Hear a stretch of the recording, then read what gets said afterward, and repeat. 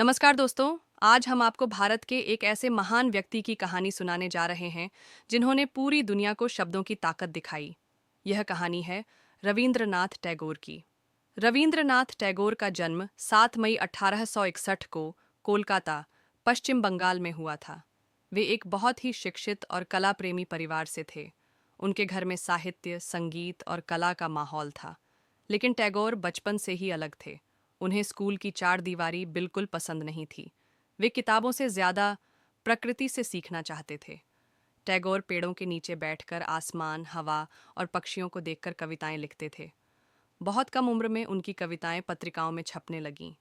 17 साल की उम्र में उन्हें पढ़ाई के लिए इंग्लैंड भेजा गया, लेकिन वहां की पढ़ाई भी उनके मन को नहीं भा सकी। वे बिना डिग्री लिए भारत वापस लौट आए।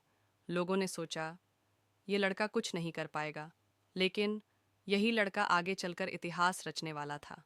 टैगोर ने अपने जीवन में कविताएं लिखीं, कहानियाँ लिखीं, उपन्यास, नाटक और गीत लिखे। उनकी रचनाओं में मानवता, प्रेम और ईश्वर का भाव दिखाई देता है। उनकी सबसे प्रसिद्ध रचना है गीतांजलि। गीतांजलि केवल कविताओं की किताब नहीं थी, यह आत्मा की आवाज़ थी। साल 1913 आया और पूरी दुनिया ने भारत को पहचाना। रविंद्रनाथ टैगोर को साहित्य का नोबेल पुरस्कार मिला। वे पहले एशियाई व्यक्ति बने जिन्हें यह सम्मान मिला।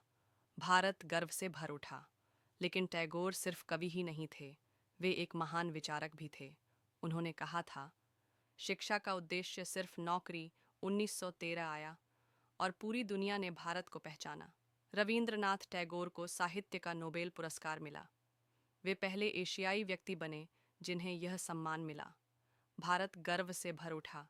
लेकिन टैगोर सिर्फ कवि ही नहीं थे, वे एक महान विचारक भी थे। उन्होंने कहा था, शिक्षा का उद्देश्य सिर्फ नौकरी नहीं, बल्कि इंसान बनाना है। इसी सोच के साथ उन्होंने शांति निकेतन की स्थापना की, जहां बच्चे खुले आसमान के नीचे प्रकृति के साथ पढ़ते थे। आज वही स्थान विश्व भारती विश्वविद्यालय कहलाता है। क्या आप जानते हैं, भारत का राष्ट्रगान जन गण मन और बांग्लादेश का राष्ट्रगान आमार सोनार बांग्ला दोनों रविंद्रनाथ टैगोर ने ही लिखे। यह दुनिया में बहुत कम लोगों को नसीब होता है। टैगोर ने अंग्रेजों द्वारा दी गई सर की उपाधि भी जलियांवाला बाग हत्याकांड के बाद लौटा दी, क्योंकि उनके लिए सम्मान से बड़ा देश था।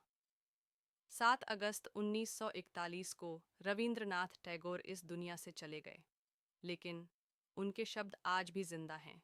उनकी कविताएं आज भी दिलों को छूती हैं। दोस्तों, रविंद्रनाथ टैगोर